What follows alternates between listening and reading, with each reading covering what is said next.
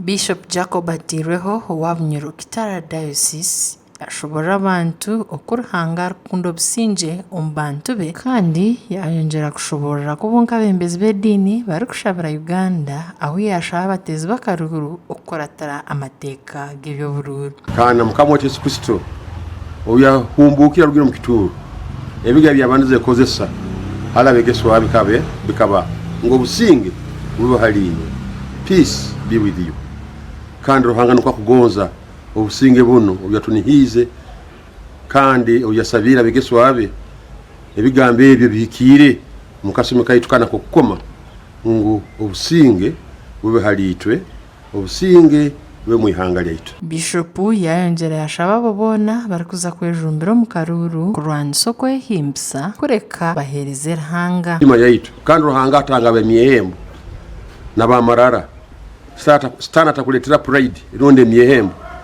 ugambe nsingire mumba ine kundi wamani kwa ruhanga no wamani kandi ubusobozi bona bwo yehemba ngabo kubusingire ruhanga sagamba kali unja kukangizaho kwemezebwa. Ogu yayongera yashaba abo bona abatarabe mu karuru okugumza mba kusima ruhanga kandi betantare akavuyo iri kuraho mukasumikana ruhanga no kwasimire kandi bebile kugango mubyona musimege mubyona musimege.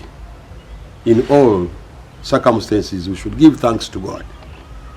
Na wekyo urauta kurabamu nabugamu kama nkusima habo kuba iwe no kusimire iwa anyakwine nteka inongalo umezi wangu mu maiso. This is not the end of life. Bishop wa Hoima Catholic Diocese Right Reverend Vincent Chirabo Amoti jirangu nkorchi kuraba episkopi bashaba abantu okurinda obusinge kandi no kwetantara akavuyo kona. Nituterera mu nabantu okurinda obusinge kandi nokutaho umutima kukoma kurungi abo kukoma kukwa kanya bwanya baitu kigendererwe kikuru nicyo kurorangu tukomera abantu abaratukonyera ombyetago byaitu barayebembera abaratukonyera kwebembera abantu umbuinganiza n'umbusinge. Major General Paul Eric Chanda yashaba abantu bona okurebeka ngo bakoratira obutumwa bw'abembezi b'amadini obwo businge kandi yashaba abantu okurinda obumwe.